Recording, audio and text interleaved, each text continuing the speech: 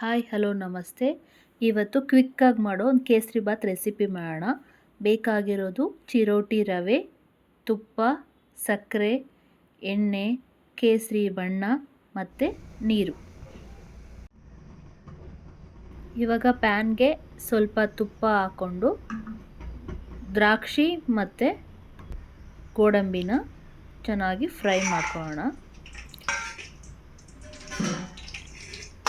ಚೆನ್ನಾಗಿ ಫ್ರೈ ಆಗಬೇಕು.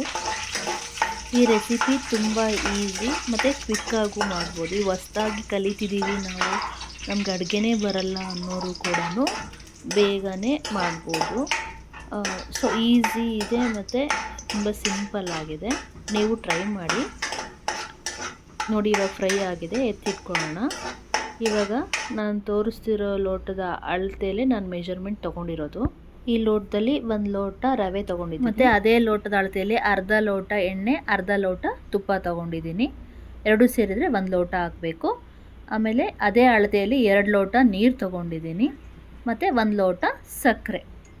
ಓಕೆ, ಇವಾಗ ಅದನ್ನು ಎಣ್ಣೆ ಮತ್ತು ತುಪ್ಪನ ಕಾಯೋಕೆ ಇಟ್ಟಿದ್ದೀನಿ. ಇನ್ನೊಂದು ಕಡೆ 2 ಲೋಟ ಬಿಸಿನೀರು ತೊಗೊಂಡಿದ್ದೀನಿ. ಅದಕ್ಕೆ ಸ್ವಲ್ಪ ಕೇಸರಿನ ಹಾಕ್ಬಿಟ್ಟು ಚೆನ್ನಾಗಿ ಕುದಿಸ್ಕೊತಾ ಇದ್ದೀನಿ. ಹಾಗೆ ಮಿಕ್ಸ್ ಮಾಡಿದರೆ ಕಲರ್ ತುಂಬ ಚೆನ್ನಾಗಿ ಮಿಕ್ಸ್ ಆಗುತ್ತೆ ಮತ್ತು ರೆಸಿಪಿ ಕೂಡ ಕ್ವಿಕ್ಕಾಗಿ ಮಾಡ್ಬೋದು. ಅದಕ್ಕೋಸ್ಕರ ಈ ಥರ ಮಾಡ್ಕೊತಿದ್ದೀನಿ. ನೆಕ್ಸ್ಟು ಇವಾಗ ಎಣ್ಣೆ ಮತ್ತು ತುಪ್ಪ ಹಾಕಿ ಕಾಯೋಕೆ ಇಟ್ಟಿದ್ನಲ್ವ, ಅದು ಕಾದಿದೆ. 1 ಲೋಟ ರವೆ ತೊಗೊಂಡಿದ್ದೀನಲ್ವ, ಚಿರೋಟಿ ರವೆ, ಅದನ್ನು ಅದಕ್ಕೆ ಹಾಕ್ಬಿಟ್ಟು ಎಣ್ಣೆ ಮತ್ತು ತುಪ್ಪ ಕಾದಿರೋದಕ್ಕೆ ಮಿಕ್ಸ್ ಮಾಡಿ ಚೆನ್ನಾಗಿ ಮಿಕ್ಸ್ ಮಾಡಬೇಕು. ಅದರಲ್ಲೇ ತುಪ್ಪದಲ್ಲೇ ಎಣ್ಣೆಯಲ್ಲೂ ರವೆನ ಹುರ್ಕೋಬೇಕು. ಸಿಮ್ಮಲ್ಲಿ ಇಟ್ಕೊಂಡು ಮಾಡಿ. ನಾನು ಸ್ವಲ್ಪ ಫ್ಲೇಮ್ ಜಾಸ್ತಿ ಇಟ್ಬಿಟ್ಟಿದ್ದೀನಿ. ನೀವು ಮಾಡುವಾಗ ಸಿಮ್ಮಲ್ಲಿ ಇಟ್ಕೊಂಡು ಮಾಡಿ. ನೋಡಿ, ಚೆನ್ನಾಗಿ ಅಬ್ಸರ್ವ್ ಆಯಿತು, ಚೆನ್ನಾಗಿ ಮಿಕ್ಸ್ ಆಗಿದೆ. ಈ ಕಡೆ ನೀರು ಕುದೀತಾ ಇದೆ.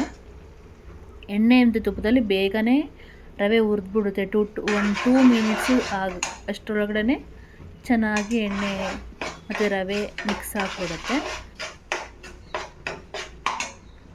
ಇವಾಗ ಇನ್ನೊಂದು ಕಡೆ ನೀರಿಗೆ ಕೇಸರಿ ಹಾಕಿ ಬಿಸಿ ಮಾಡಿ ಇಟ್ಕೊಂಡಿದ್ವಲ್ಲ, ಆ ನೀರನ್ನ ಇದಕ್ಕೆ ಮಿಕ್ಸ್ ಮಾಡಬೇಕು. ಚೆನ್ನಾಗಿ ಮಿಕ್ಸ್ ಕೊಡಬೇಕು. ನಿಧಾನಕ್ಕೆ ಹಾಕ್ಕೊಳ್ಳಿ. ಹಾಕುವಾಗ 10 ನಿಮಿಷದಲ್ಲಿ ಆಗುತ್ತೆ. ಈ ಥರ ಮಾಡಿಟ್ಕೊಂಡ್ರೆ ನೀವು ಆಮೇಲೆ ನೀರು ಹಾಕಿ ಕುದಿಸೋಕೆ ಹೋದರೆ ಸ್ವಲ್ಪ ಲೇಟ್ ಆಗುತ್ತೆ. ಸೊ ನೋಡಿ, ಆಲ್ರೆಡಿ ಕುದೀತಾ ಇದೆ.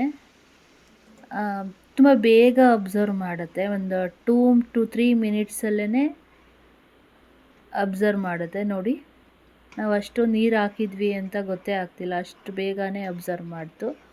ಆಲ್ರೆಡಿ ತುಂಬ ಚೆನ್ನಾಗಿ ಮಿಕ್ಸ್ ಆಗಿದೆ. ಇವಾಗ ಇದಕ್ಕೆ ಡ್ರೈ ಫ್ರೂಟ್ಸ್ನ ನಾವು ಹುರಿದಿಟ್ಕೊಂಡಿದ್ವಲ್ಲ, ಅದನ್ನು ಆ್ಯಡ್ ಮಾಡ್ಕೊಳ್ಳೋಣ ಮತ್ತು ಸಕ್ಕರೆನೂ ಆ್ಯಡ್ ಮಾಡೋಣ. ನಾನು ಸಕ್ಕರೆ ಸ್ವಲ್ಪ ಕಡಿಮೆ ತೊಗೊಂಡಿದ್ದೀನಿ. 1 ಲೋಟಕ್ಕಿಂತ ಸ್ವಲ್ಪ ಕಡಿಮೆ ತೊಗೊಂಡಿದ್ದೀನಿ. ಯಾಕೆಂದರೆ ನನಗೆ ತುಂಬ ಸ್ವೀಟ್ ಬೇಡ. ಸ್ವೀಟ್ ಇಷ್ಟಪಡೋರು ನೀವು 1 ಲೋಟ ಪೂರ್ತಿ ಹಾಕ್ಕೋಬೋದು ಅಥವಾ 1/4 ಲೋಟದವರೆಗೂ ಹಾಕ್ಕೋಬೋದು.